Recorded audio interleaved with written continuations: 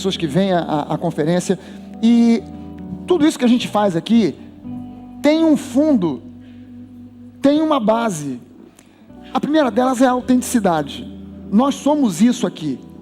A gente não está fazendo um tipo, a gente não veste esse tipo de roupa porque quer chegar e impressionar, ou porque quer fazer um jeitão de descolado e tal. O que adianta? Eu tenho visto isso em muitas igrejas. O pessoal às vezes vai até a Nova, pastores de outras igrejas, pessoas de outras igrejas, outras bandas, vão até a Nova, ou então vão a uma das nossas conferências para olhar, porque querem ver a forma, e querem muitas vezes copiar a forma. Não tem nada de errado com isso. Eu acho até legal que a gente possa servir de referência para outras igrejas. Mas o que às vezes a pessoa não entende é que não é só a forma, tem que ter o conteúdo. O que adianta o camarada vir ou ir para a igreja, subir no palco, subir na plataforma, não tem terno, não tem gravata, está com uma camisa xadrez, British style, fechado aqui em cima, com uma jaqueta como a minha, de couro de bode, importada de Quixeramobim, calça legging, skinny. O que adianta o cara subir com esse jeitão todo descolado e bota cabelo com gel arrepiado e tal, não sei o quê. E quando ele sobe aqui em cima, o que sai da boca dele é só legalismo, o que sai da boca dele é só condenação. Não adianta nada. O estilo ou a forma tem que ter conteúdo. E o conteúdo que a gente ministra é simples, são duas coisas básicas que regem o conteúdo da Nova: graça e fé. Qualquer coisa que saia fora disso dá confusão. O genuíno evangelho é um evangelho que foi ministrado pela graça, em graça, e a gente recebe pela fé. A gente exercita a vida cristã pela fé. Não tem outro modo de se viver a vida cristã que não seja pela fé. Não tem outra maneira, não tem outro jeito de você viver a vida cristã a não ser pela fé. Esse é o único modo. Mas você só recebe o que Deus tem para você porque Ele te dá pela graça. Não é porque você mereça, porque você é muito bom, porque você é muito bonito, porque você é muito talentoso.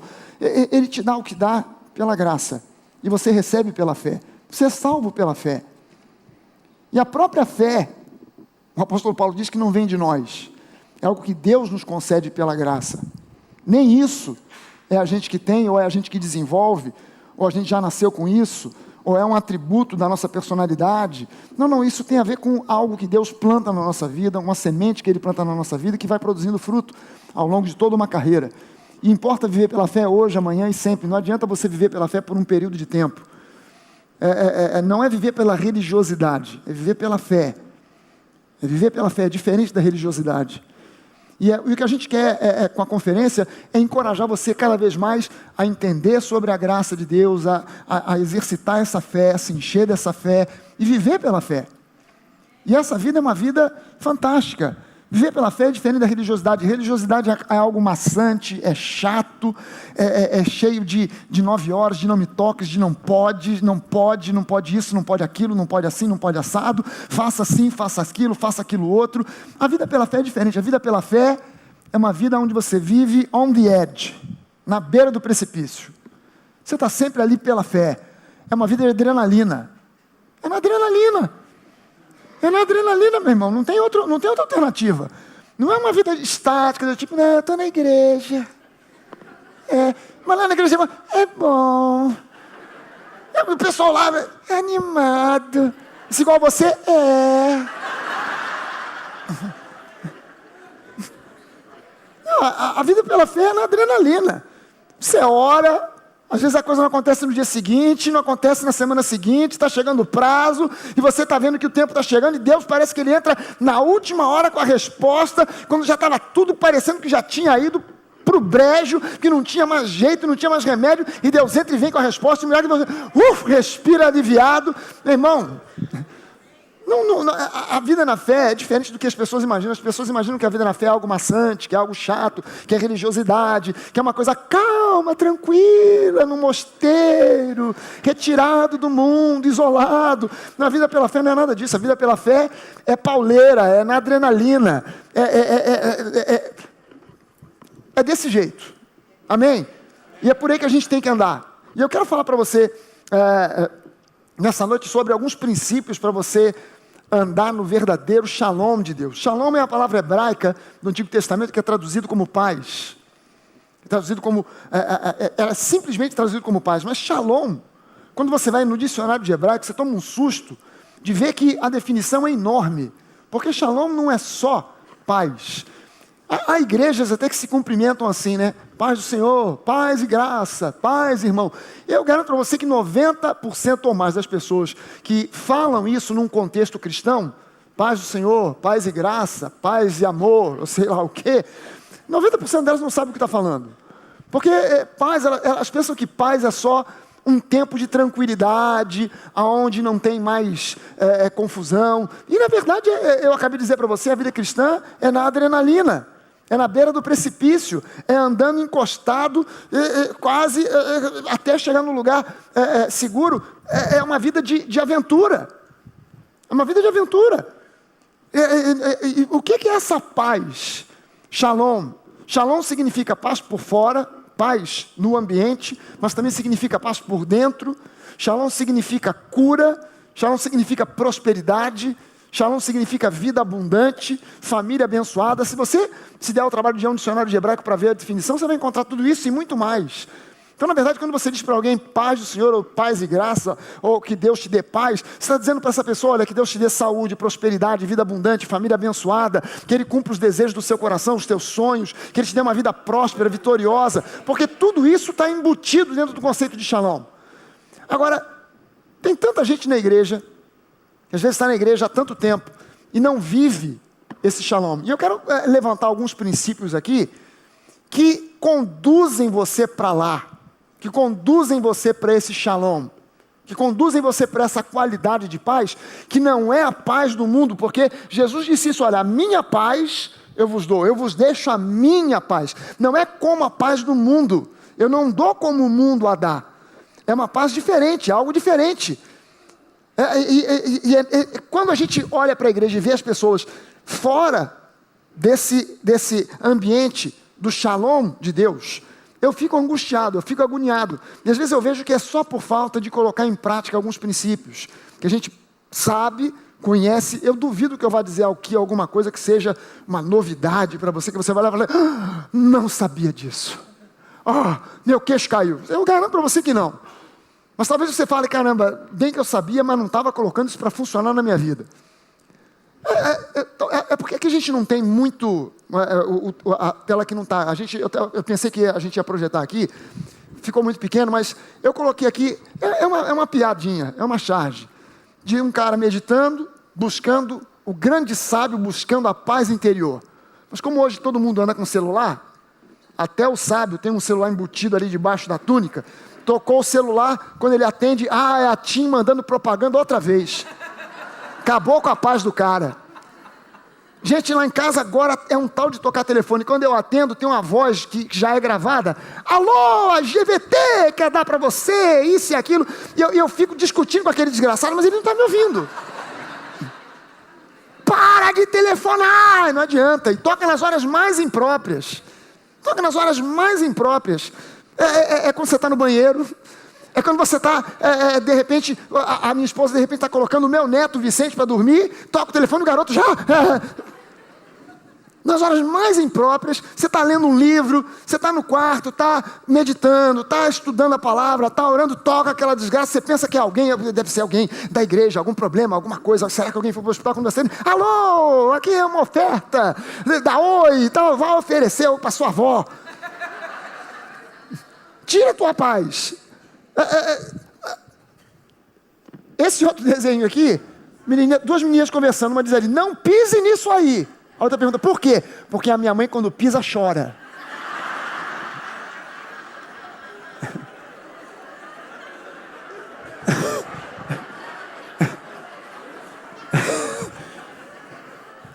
Sabe, a gente perde essa paz tão fácil por coisas tão mundanas, tão banais, tão do dia a dia. O que a gente precisa fazer para isso não estar acontecendo com a gente? Porque Jesus, ele andava numa paz tamanha que nada roubava a paz dele, nem anúncio da TIM, nem balança para ver peso. Nada roubava a paz de Jesus. Por que ele tinha essa paz inabalável? Ao ponto de ele poder dizer, olha, é a minha paz que eu deixo para vocês. Não é uma paz qualquer. Não é uma paz baseada em uma filosofia, ou uma paz teórica, ou uma paz baseada em poesia, uma coisa poética. Eu deixo para vocês uma paz concreta, real. Algo que deixa você tranquilo mesmo no meio do maior furacão, mesmo no meio da maior tribulação. Que qualidade de paz é essa que a maioria dos crentes não tem? O que acontece que a igreja hoje não consegue absorver esses princípios tão simples que Jesus vivia e passou não por teorias, mas por prática para os seus discípulos, e que deveria vir passando de geração em geração para a igreja? São alguns princípios simples que a gente precisa ter. E eu preciso me lembrar, você precisa se lembrar, que você é o administrador da sua própria edificação. Essa é a primeira coisa. Você não pode estar na dependência de ninguém para ter paz. Você não pode estar na dependência de mais ninguém a não ser você mesmo. Você é o administrador da sua própria edificação. Você é o profeta número 1 da sua própria vida, sabia disso? Há pessoas que entregam essa autoridade para outros. Ah não, eu para fazer alguma coisa eu preciso telefonar para o profeta, fulano de tal, que ele aqui é a boca de Deus para a minha vida. Alô, fulano, compro ou vendo? Vou ou não vou? Viaja ou não viaja? Aí o profeta do lado, eis que o Senhor te diz, entra neste avião, vá com paz. Ou então o contrário, não vá, passe a passagem para mim. Dependendo de onde é a viagem, a profecia vai para um lado ou vai para outro, né? Para onde você está viajando? Eu estou viajando ali, vou até Nova Iguaçu, então vá com Deus, Deus é contigo. Para onde você vai? Não, estou indo para Disney, eis que o Senhor te diz, passe essa passagem para mim. A gente fica numa dependência danada de coisas externas, mas você é o administrador da sua própria edificação, ninguém mais. Você é o número 1 nessa história. São as decisões que você toma, qual igreja você vai frequentar, a quem você vai ouvir, que tipo de palavra você vai receber e guardar. É isso que provoca, na verdade, crescimento na sua vida. Não é porque você é uma pessoa religiosa. É porque você é uma pessoa que busca conhecer mais e mais a Deus e a sua palavra. Você é o administrador da sua própria vida. A sua vida, ela pode mudar. Não importa o que esteja acontecendo hoje na sua vida, a sua vida pode mudar de hoje para amanhã radicalmente. Pastor, se Deus vier como a forma de uma luz, um raio no meio da madrugada, aí minha vida mudará. Não necessariamente. A sua vida ela pode mudar e você, ninguém mais é quem vai decidir quando e quanto. Não é algo tão sobrenatural assim. É algo que pode, é algo sobrenatural, mas quem desencadeia esse sobrenatural é você, nem é Deus. A Bíblia deixa muito claro que Jesus, ele não é um arrombador de portas. Ele está à porta e bate. Se alguém abre, ele entra. Se não bate, ele fica ali.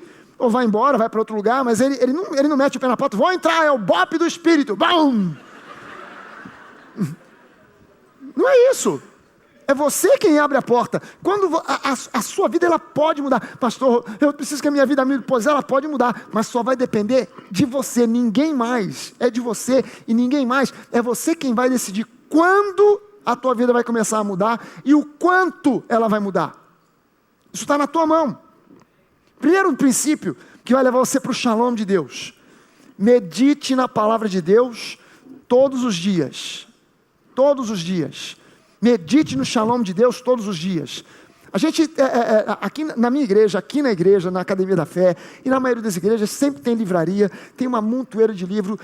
Eu, pelo menos, faço isso, o Elinho também. A gente peneira que livros a gente permite vender na igreja. A gente não abre para vender qualquer livro, porque a gente sabe que tem alguns autores que escrevem livros que eu chamo de livros mata-fé.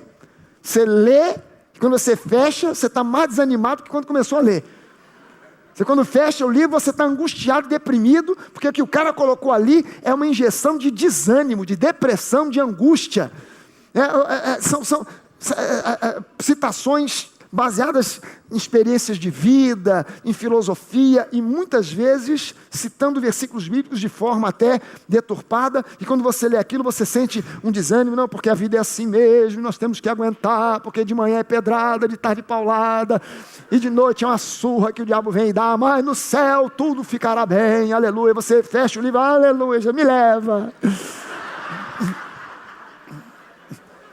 Aquele este mundo só dores e sofrimento, aleluia. Oh, meu Pai, já estou na fila do arrebatamento. Volta, Jesus.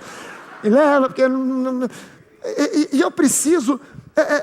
a gente faz uma peneira para ter livros que genuinamente edifiquem, que facilitam, que ajudam, de repente, você. Aí na palavra você diz, pastor, eu vou na palavra, leio, mas não entendo. Mas meditar na palavra não é você pegar a Bíblia e querer comer a Bíblia, engolir a Bíblia numa tacada só. É você pegar uma passagem, um versículo, 2 ou 3, para você ler e se fortalecer, e se encorajar, e se animar. É você olhar para si próprio e admitir, caramba, eu estou precisando de ânimo, e não tem ninguém para me animar, então eu tenho que fazer como Davi. Há um salmo em que Davi diz que ele bateu um papo com ele mesmo. Ele bateu um papo com a alma dele. Peraí, por que estás abatido, a minha alma? Que história é essa? É como se ele estivesse dando uma bronca nos sentimentos dele. Você entende que quando a Bíblia fala, o apóstolo Paulo fala para nós, que a gente não pode andar por aquilo que sente, nem por aquilo que vê, mas por aquilo que a gente crê, é porque os nossos sentimentos, eles são facilmente enganados por coisas que o diabo produz nas circunstâncias. O diabo manipula as circunstâncias com um único objetivo, de mexer nos seus sentimentos, para você, bem que eu sabia, já estava percebendo que não ia dar certo, meu Pai, por que, Senhor, por que tanta gente ruim nesse mundo, mas só acontece comigo, meu Pai. Aí você começa a fazer aquela oração do desespero, da depressão, e você sai. E você tem que parar e dar uma bronca nos seus sentimentos. Peraí, alô, por que está abatido a minha alma? Será que você não sabe que Deus está no controle? Será que você não sabe que tudo coopera para o bem daqueles que amam a Deus? Será que você não se lembra que Deus já agiu no passado, não vai deixar de agir agora, porque Ele é o mesmo ontem, hoje e sempre? Você tem que se lembrar dessas coisas. De repente você precisa de ter um versículo bíblico na sua cabeça, ou que você abra a Bíblia e releia. Você já está cansado de ler aquele versículo, mas você lê de novo. Tudo posso naquele que me fortalece. O Senhor é o meu pastor, nada me faltará. Você tem que meditar nessas coisas. Quando? Todo dia. Todo dia. A gente tem livro devocional, daqui a pouco outro dia eu perguntei, teve uma época não, eu ainda faço, a gente publica uma revista lá na igreja, de 3 em 3 meses, a cada estação, inverno, verão, primavera, a gente publica uma revista, o nome dela agora é Insight, e sempre tem um artigo meu ali. Aí outro dia eu perguntei para a menina que toma conta dessa área lá na igreja, eu perguntei para ela, vem cá, já tem o suficiente para de repente a gente fazer um devocional? Já tem pelo menos aí 365 desses artigos escritos, porque a gente tem tanto devocional. Um devocional ajuda você a parar a meditar, porque tem um versículo, tem uma consideração qualquer, uma meditação sobre aquilo que o versículo diz, no final te convida para uma oração. Tem tantos recursos, mas a gente fica na preguiça de meditar na palavra, porque acha que tem que meditar na palavra só no domingo, de manhã ou de noite. Quem costuma aqui comer comida, arroz, feijão, batata, bife, lasanha, macarronada, tudo volta está aqui.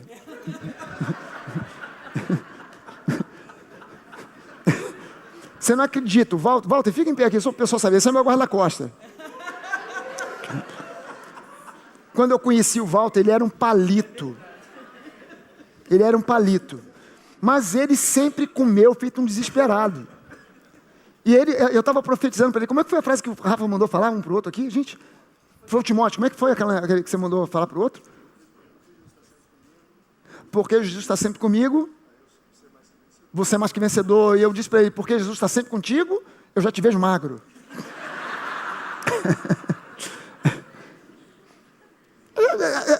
Se você não medita na palavra todos os dias, como é que você vai profetizar sobre a sua própria vida?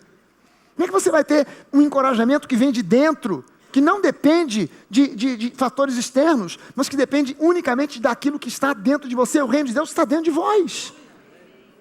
Eu preciso lembrar disso. Josué 1:8, há uma ordem que a gente pode ler como um convite, mas eu vejo como uma ordem que Deus dá para Josué. Josué, não cesse de falar desse livro da lei, antes medita nele dia e noite, para que tenhas cuidado de fazer segundo tudo que nele está escrito, e então farás prosperar o teu caminho e serás bem sucedido. Não é interessante que Deus diz para Josué, então Josué, você vai fazer o teu caminho prosperar, e você vai ser bem sucedido em tudo que você fizer. Ele não disse, eu farei o teu caminho prosperar. Não, você inspirado pela palavra, orientado pela palavra, com a sua vida nos trilhos da palavra, você vai ser o profeta da sua vida, que vai fazer com que ela vá para frente, com que ela chegue onde você quer que ela chegue. que os seus sonhos comecem a se concretizar. Deus vai realizar isso para você. Amém, gente? Segunda coisa, para você viver o shalom de Deus na sua vida, você precisa falar em línguas todos os dias. Falar em línguas todos os dias. Orar em línguas todos os dias. Ah, pastor, mas eu sou de uma igreja que não acredita nesse negócio de falar em línguas. Ou na minha igreja a gente fala em línguas, mas é só quando tem aquele culto do sapatinho de fogo.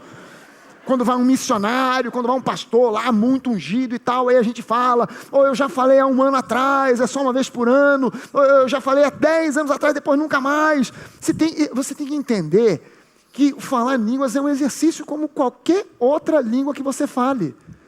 Você nunca falará inglês se você não abrir a boca para falar inglês. Mas por que tem gente que só fica no the book is on the table? Porque não pratica. Porque não bota em prática. Porque não continua falando para aprender. Quando eu fui morar na África do Sul, a minha esposa, a Denise, ela escreve em inglês muito melhor do que eu.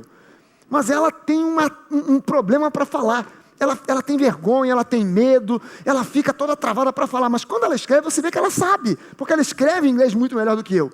Eu falo pelos cotovelos, se for o caso. Porque eu não tenho medo de errar.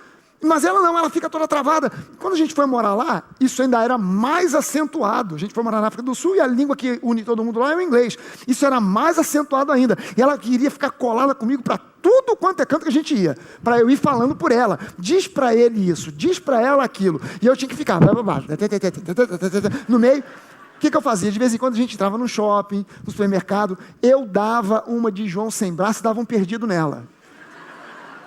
E eu ia saindo fora e deixava. Aí ela tinha que se virar para falar. Aí ela tinha que exercitar. Where can I find the milk? Ela tinha que se virar.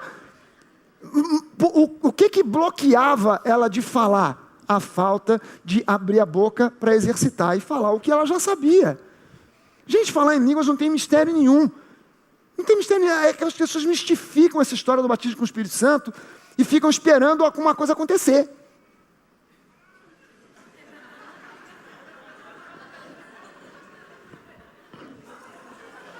Não foi hoje, pastor. Vem aqui à frente, nós vamos orar por você. Você vem à frente, a gente impõe as mãos. Unge você com óleo. Não é com qualquer óleo, não. Com aquele óleo queimado, óleo 40 de caminhão. Unge você com óleo. Tal, bota a mão, saculeja e tal. E a pessoa... Não foi hoje. Não foi hoje, nem será nunca. Você não abriu a boca para falar. Não vai falar nem em línguas, nem em português, nem em inglês, nem em japonês, nem nada, claro, de boca fechada. Você entende que a questão do falar em línguas não tem nada a ver com a língua em si, mas tem a ver com a fé que você usa para falar? Sim, senão até um papagaio pode falar em línguas. Se você pega um papagaio e começa a dizer, fala aí papagaio, Xandai, Xandai, Rabaxi, Rabaxi, ele vai falar. Meu papagaio fala em língua, quer ver? Fala aí papagaio, Xandai, Xandai, Urubá, Xandi, vai falar. A diferença entre o papagaio falando e você falando é que o papagaio não sabe usar fé e não tem fé para usar, mas você tem. A questão não é a questão... Pastor, mas eu não consigo, porque o pessoal fala, parece às vezes que está falando árabe, outro parece que está falando japonês. Então não fala, porque a Bíblia fala de gemidos inexprimíveis. Gemidos inexprimíveis, gemidos, gente. Nem é uma língua. Nem é uma língua direito. O meu neto Vicente está com 7 meses. A gente quer que ele fale. Fala, Vicente, fala. Ele só vai, de vez em quando... Claro, um bebê, não sabe, algum dia ele vai falar. Você não pode esperar começar hoje, receber o batismo com o Espírito Santo hoje e já sai tagarelando em línguas. Ô pastor, o negócio veio com vontade. Não. Você vai começar de repente com gemidos inexprimíveis. Não interessa, geme, fala, dá nó na língua, mas é importante que você entenda que isso é a última coisa que o diabo quer que você faça na vida. Porque ele sabe que quando você faz isso, quando você ora em línguas, ele não entende. A Bíblia diz que quando alguém ora em línguas, o apóstolo Paulo diz que quem ora em línguas, ninguém o entende. Ninguém, nem o diabo.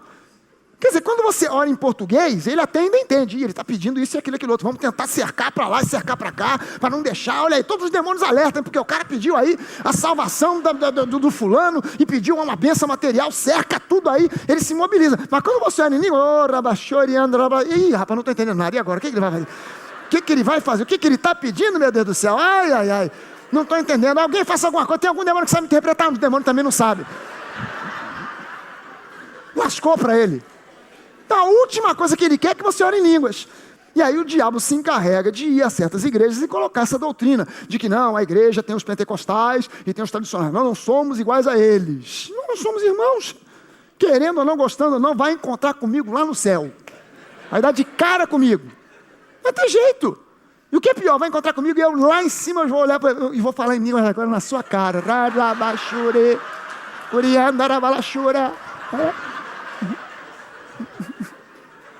Ainda vou botar Jesus comigo. Vamos lá, nós dois. Nem saber. Irmão, eu não tenho que estar preocupado com doutrina de homens. Você está entendendo isso? É uma coisa muito simples. É muito simples. Você tem que abrir a boca e deixar fluir. Deixa pela fé. Simplesmente pela fé. O que importa é a fé. Não é se você está entendendo a língua porque parece árabe, porque parece hebraico, ou porque parece sei lá o que, não importa. Não importa, não parece um gemido, uma coisa feia, não faz mal. Você está usando fé? Então vai funcionar. Deus vai receber.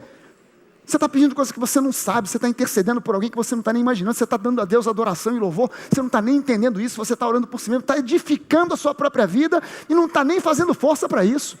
E a Bíblia diz que essa oração ela é perfeita. Em português eu posso orar de forma imperfeita. Às vezes eu não sei nem o que pedir, mas quando eu oro em línguas, a Bíblia diz que essa oração é perfeita. Então eu preciso orar em línguas quando? Todo domingo? Não, todo dia. Todo santo dia. Mas eu não sinto nada, não é para sentir, é para crer. Ah, pastor, eu pensava que era só quando a gente sentisse. Não, não é quando você sente, não, porque eu senti. A gente se impressa com esses testemunhos, isso que atrapalha. Ah, não, porque eu vi um pastor que ele deu um testemunho quando ele foi batizar com o Espírito Santo, ele sentiu um arrepio, assim, que veio de cima para baixo, de baixo para cima. Não importa se você sentiu arrepio, se não sentiu, com arrepio, sem arrepio, o que interessa é o que você crê, não é o que você sente. Se houve emoção, arrepio, choro, lágrima, ótimo, tudo bem. Mas o que importa não é isso, é a fé que você usa. É a fé que você coloca em cima dessa língua que você fala. Isso é o que tem valor para Deus. É isso que faz a diferença. Você precisa orar em línguas todos os dias. Línguas, elas são um refrigério. Ela provoca refrigério. 1 Coríntios 14, 21, o apóstolo Paulo diz assim: na lei está escrito, falarei este povo por homens de outras línguas e por lábios de outros povos, e nem assim me ouvirão, diz o Senhor. Aí quando você vai ver isso aqui que ele está citando, porque ele diz, na lei está escrito. Se na lei está escrito, é porque isso está escrito lá no Antigo Testamento. Você vai encontrar isso aqui em Isaías 28. Em Isaías 28, 11 e 12, ele diz, pelo que por lábios gaguejantes e por língua estranha falará o Senhor a este povo, ao qual ele disse, este é o descanso, dai descanso ao cansado, e este é o refrigério, mas não quiseram ouvir. Aí o apóstolo Paulo pega agora, por revelação, ele diz para nós que essa passagem de Isaías não é povos estrangeiros, mas é a questão das línguas estranhas, porque aquele texto que ele está mostrando lá, que eu mostrei para você aqui, de 1 Coríntios 14, ele está falando sobre o uso das línguas estranhas na igreja. Caramba, então agora ele por revelação, ele está mostrando para nós que falar em línguas produz na sua vida refrigério e descanso. Irmão, você está atribulado? Fala em línguas. Está sentindo que a chapa está quente? Fala em línguas, porque falar em línguas traz refrigério. Eu preciso me lembrar sempre disso. O apóstolo Paulo diz ainda no 1 Coríntios 14 que o que fala em outras línguas a si mesmo se edifica. Quem fala em outras línguas a si mesmo se edifica. Gente, não é uma questão de alguém dizer, ah não, porque línguas era para aquele tempo, não é para hoje, mas Deus é o mesmo ontem, hoje e sempre, não mudou. E o apóstolo Paulo estava dando uma orientação para a igreja de Corinto, não para um outro apóstolo. Porque tem gente que diz, não, esses dons cessaram com o último dos apóstolos. Mas ele estava dando essa orientação para a igreja, para toda a igreja de Corinto. E olha que a igreja de Corinto nem era uma igreja padrão de santidade, porque tinha tanta confusão lá, tanta confusão, tanto problema. Mas ainda assim era uma igreja que tinha uma manifestação tremenda dos dons. Terceira coisa, se eu quero ter o shalom de Deus manifestado na minha vida, eu preciso ser uma pessoa mais generosa. Seja uma pessoa mais generosa. Eu coloquei o mais, estou partindo do princípio que você já é. Ok? Eu estou partindo do princípio que você já é uma pessoa generosa. Porque eu encontro por aí muitos crentes que quando dão tchau, tchau pastor, Deus abençoe, nós chamados mão de vaca, pão duro, sei lá mais o quê. E eu preciso entender que Jesus disse que é muito mais bem-aventurado dar do que receber. E é uma coisa impressionante. Quanto mais eu abro mão de certas coisas, parece que mais daquelas mesmas coisas chegam para mim. Eu tenho esse hábito, que já virou quase que uma rotina para mim. Eu, de vez em quando, eu abro o meu armário, dou uma olhada e começo a ver. Olha, essa camisa aqui eu não uso já tem alguns meses. Se você não usa uma peça de roupa qualquer, isso já está provado cientificamente. Se tem uma peça de roupa no seu armário que você não usa há 6 meses, você nunca mais vai usar. É que a gente fica na ilusão, a moda pode voltar. Isso aí já foi moda, mas eu estou guardando essa camisa aqui desde os anos 70. Aquela moda riponga já está voltando, então eu estou guardando. Mas quando volta com um corte diferente, com uma padrão diferente, você não vai nunca mais usar aquele troço. Ah não, mas é vintage. Que mané vintage? Pega, você está no seu armário há mais de 6 meses, você não usa, está novo, pega e abençoa a vida de alguém. Passa adiante. Sapato, tênis, você pode ser generoso de tantas formas. De tantas formas. Generoso na igreja, na hora de ofertar. Saber ser generoso para ofertar. Ainda bem que o pastor Hélio falou comigo, não, esses cultos especiais a gente não tira oferta, que é para você não pensar que eu estou falando isso para tirar uma oferta gorda. Não é nada disso. É você entender que quando você é generoso no ofertar, Deus, Ele de alguma forma te abençoa, porque o apóstolo Paulo, quando ele fala sobre grana, quando você lê 2 Coríntios capítulo 8, o apóstolo Paulo, o capítulo 8 todo, o apóstolo Paulo está falando sobre grana, dinheiro. E ele diz, vocês conhecem a graça do Senhor Jesus, que sendo rico se fez pobre, para que pela sua pobreza vocês se tornem ricos. Mas quando é que isso se desencadeia na minha vida? Quando eu começo a entender que eu preciso ser uma pessoa não apegada a coisas materiais. Coisas materiais vêm e vão. Dinheiro você hoje tem muito, amanhã tem pouco, daqui a pouco Deus dá mais, aí você gasta além da conta, Deus vem e te abençoa, de alguma forma, Deus te ensina, te dá sabedoria para você administrar o que você tem na sua mão, seja pouco, seja muito, mas o foco da pregação da prosperidade não é dinheiro. Esses pregadores da prosperidade, da palavra da prosperidade, eles são muito espertos, só querem saber do dinheiro do povo. Nós não estamos nem aí para dinheiro, estamos preocupados com vidas. Costumo dizer na minha igreja o seguinte, na hora dos dízimos das ofertas, eu falo sobre dízimo, eu falo sobre oferta, eu faço sempre uma mini pregação de 5 minutos, alguma coisa a mais, e eu sempre digo para as pessoas, olha só, você pode passar a vida inteira aqui nessa igreja, estou falando pela minha igreja, não sei se o pastor Hélio fala a mesma coisa aqui, mas na minha igreja eu digo isso, você pode passar a vida inteira frequentando essa igreja sem nunca dar um centavo. Ninguém jamais vai chegar para você para cobrar, e aí meu irmão, cadê a sua oferta? Cadê o seu dízimo? Eu não sei nem quem é dizimista ou quem não é na minha igreja, não fico fazendo essa lista, peraí, o que vai aqui? O irmão fulano de tal, janeiro, fevereiro, março, abril, maio, não deu dízimo. Por favor, o diácono vai na casa dele para cobrar agora. Manda um diácono, porque se o cara bater em alguém, bate no diácono, não bate no pastor. A minha igreja nem tem diácono. Manda alguém lá, manda um emissário da igreja, manda um funcionário da igreja. Vai lá cobrar, porque não está aqui, ó, janeiro, fevereiro, março, abril, maio, falhou, não pode. Quem está vendo? Hora da oferta, distribui, vamos, pode. Quem não está ofertando aí por quê, meu irmão? O que houve aí? Sim, agora sim. E ali, o que houve ali? Peraí, que história é essa? Ninguém está focado em dinheiro. O seu alvo não é dinheiro, são pessoas. Dinheiro Deus arruma.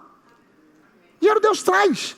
Você entende que eu digo isso para a minha igreja, se a igreja resolvesse fazer uma greve de dízimo e oferta, vamos fazer uma greve, ninguém dá mais dízimo e oferta, Deus ia mandar um sujeito, sabe aquele negócio dos homens de preto? A Mara entra na hora da oferta com a mala 007 na mão, vestido de preto, terno preto, óculos escuros, entra, vem aqui na frente, bota a mala, vai embora, quando você abre, está cheio de euro. Porque Deus, o dono da obra é Ele, quem tem que sustentar é Ele, não sou eu. Então a questão não é o dinheiro. Você tem que aprender, entender a ser uma pessoa mais generosa. E não ficar... toda vez que a gente vai contar as ofertas, tem sempre uns 3 ou 4 envelopes vazios. O que é aquilo? Aquela pessoa que só quer fazer uma presença, ela pega o envelope, E bota ele vazio na sacola, que é para fazer a presença que botou a oferta. Por quê? Porque na cabeça dela tem que, pelo menos, fingir que botou uma oferta lá, que é para ninguém se impressionar mal com ela. Você não precisa fazer nada disso. Deus não está preocupado com o seu dinheiro, nem nós. O apóstolo Paulo, quando fala sobre grana em 2 Coríntios 8, ele fala que o nosso dinheiro, Deus olha para o nosso dinheiro e o que ele vê é semente, ele não vê grana. O que ele vê é semente. E toda vez que você semeia, Deus, ele traz a colheita. Ele fala, se você semeia pouco, colhe pouco. Semeia muito, colhe muito. É uma matemática tão banal que ele cita, né?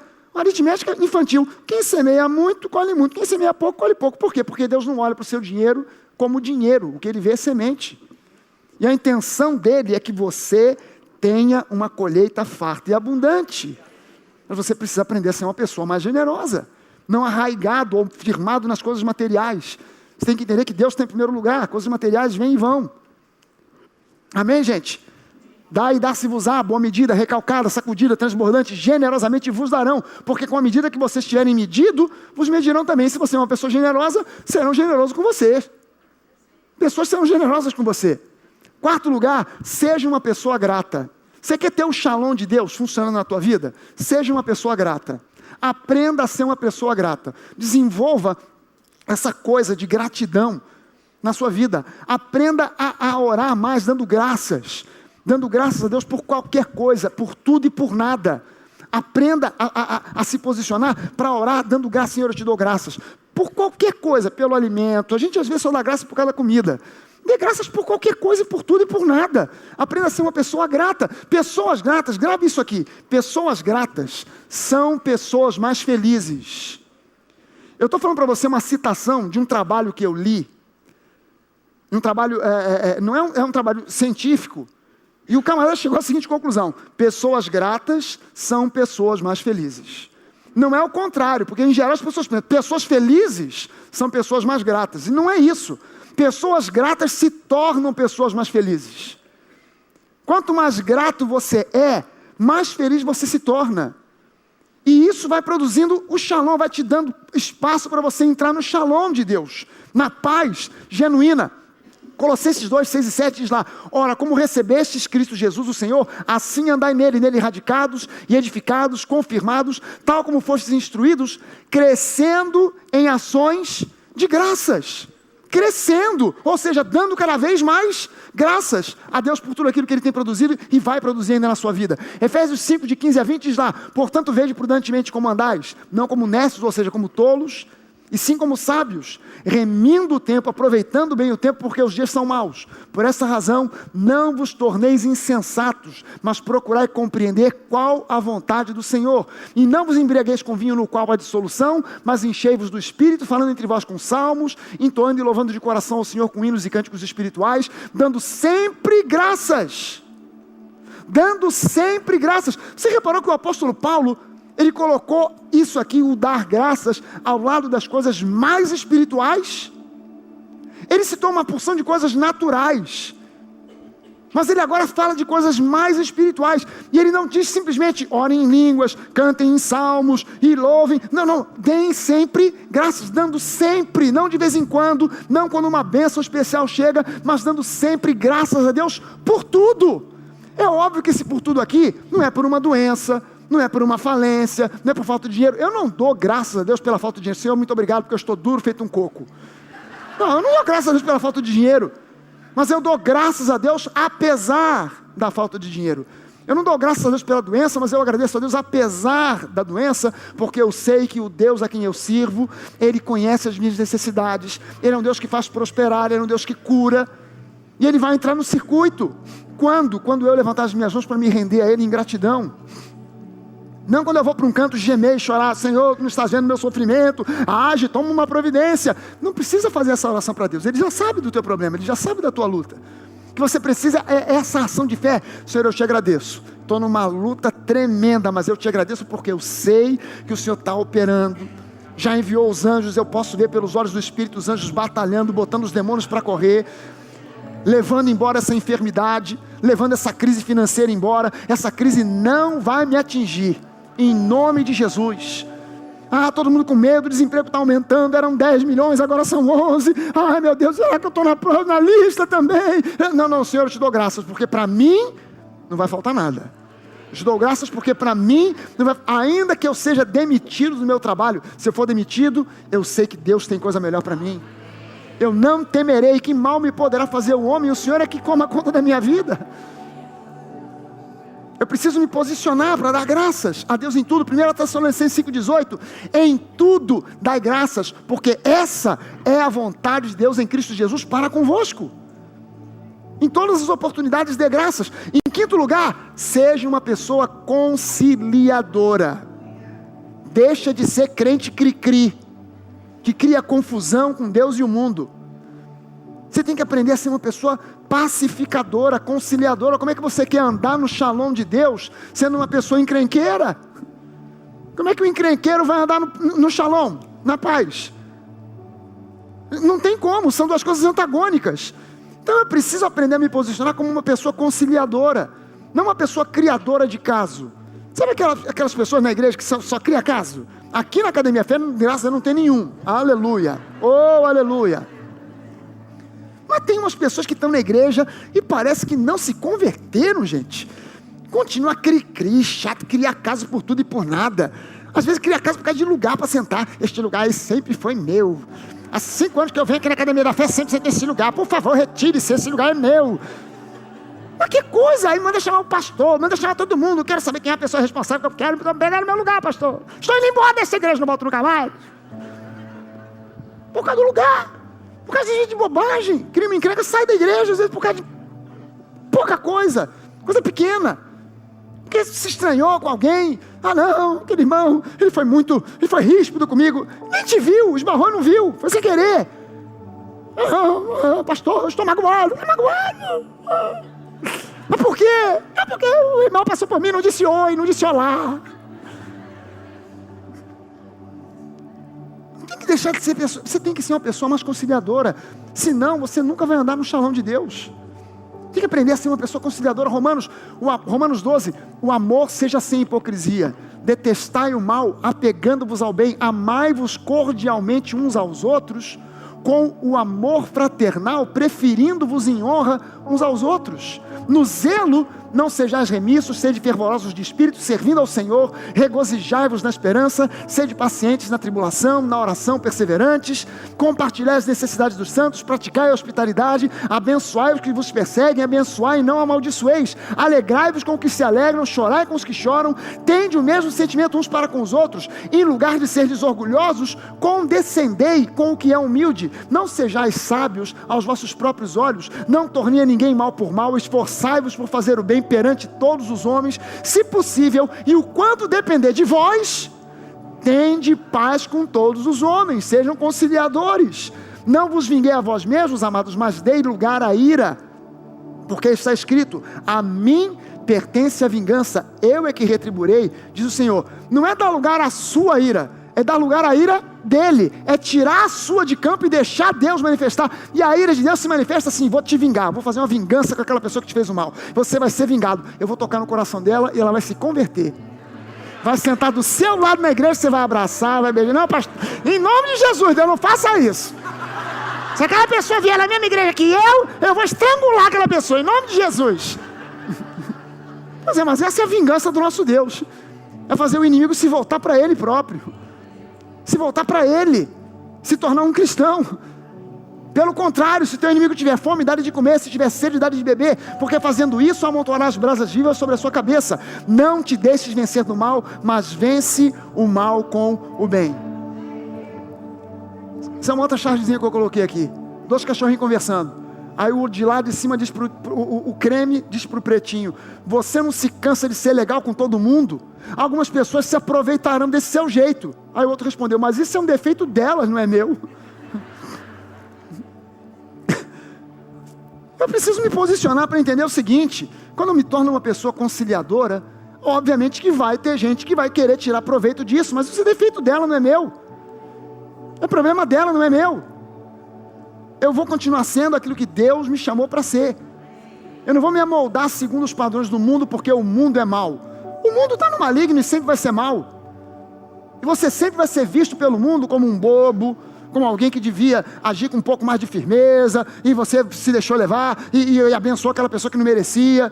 Gente, você e eu, a gente não merecia, Jesus veio e morreu por nós assim mesmo. Provérbios 26, 20 e 21, diz lá: sem lenha, o fogo se apaga, não havendo maldizente, cessa a contenda. Como o carvão é para a brasa e a lenha para o fogo, assim é o homem contencioso para acender rixas. Você está entendendo que aqui ele colocou justamente o oposto daquilo que o Novo Testamento está pedindo para nós? Está mostrando o seguinte: o cara que é ranheta, brigão, enjoado, chato, ele só taca fogo na fogueira, ele está sempre envolvido em vários incêndios. E a gente vive na igreja, às vezes, apagando incêndio. Porque tem um irmão ranheta, o outro é chato, o outro cria encrenqueiro, o outro que cria, o outro cria caso. E a gente dá o pastor lá, apaga esse incêndio aqui. E agora apaga outro incêndio aqui. O outro ali. E agora aquela irmã chata pra caramba.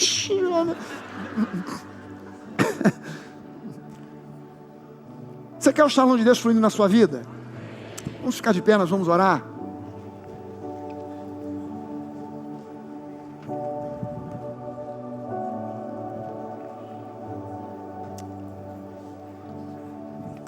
Levante as suas mãos e vamos começar a pôr em prática essa questão de dar graças. Eu tenho certeza que eu disse para você no início, é verdade. Eu não estou dizendo nada aqui que seja uma novidade, uma revelação, algo que você nunca ouviu falar. Estou dizendo para você coisas simples, que são a prática do cristianismo. Orar em línguas todos os dias, meditar na palavra, ser uma pessoa conciliadora, ser uma pessoa doadora, ser generoso. Não estou falando de nada tão novo assim. A diferença muitas vezes é entre a teoria e a prática. O que a gente precisa é colocar isso tudo em prática. Eu queria convidar você que quer mais do shalom de Deus, da paz do Senhor, reinando na sua vida. Que você percebe, você entende, você sabe, você precisa mais do trabalho, da operação do Espírito Santo te moldando, te trabalhando na sua personalidade, no seu caráter, nos seus sentimentos, no seu íntimo, no seu coração. Coloque a sua mão sobre o seu coração, sobre o seu peito agora. E diga: Senhor, eu quero colocar em prática esses princípios, porque eu quero mais e mais do teu shalom, a tua paz, reinando, fluindo na minha vida. Eu não quero religiosidade, eu não quero meramente frequentar cultos, eu não quero meramente estar envolvido em um dom ministerial qualquer. Eu quero mais do que isso. Eu quero a tua presença, o teu amor, a tua graça fluindo na minha vida, a tua paz reinando no meu coração. E em nome do Senhor Jesus, eu quero te agradecer, porque eu sei que tu estás produzindo agora, Senhor, uma consciência nova em muitas pessoas que estão aqui nessa noite. Já tivemos aqui um momento de ministração de cura divina, já tivemos aqui um momento de ministração da presença do teu Espírito, mas agora nós queremos receber de ti uma nova consciência, uma consciência aonde nós estejamos nos lembrando desses princípios. É isso que eu quero ser, é assim que eu quero ser. Eu não quero ter uma teoria, eu quero ter uma vida que se assemelhe à vida de Jesus, um caráter que se assemelhe ao caráter de Jesus. Meu irmão, se você quer o caráter de Jesus na sua vida, levante as suas mãos agora e diga: Senhor, implanta o teu caráter em mim, mais e mais, teu caráter, mais de ti, mais de ti, mais de ti, que o Senhor cresça e eu diminua, que o Senhor cresça e eu diminua, mais do teu caráter em mim, mais de ti, Jesus, mais de ti em mim, aleluia, mais de ti, mais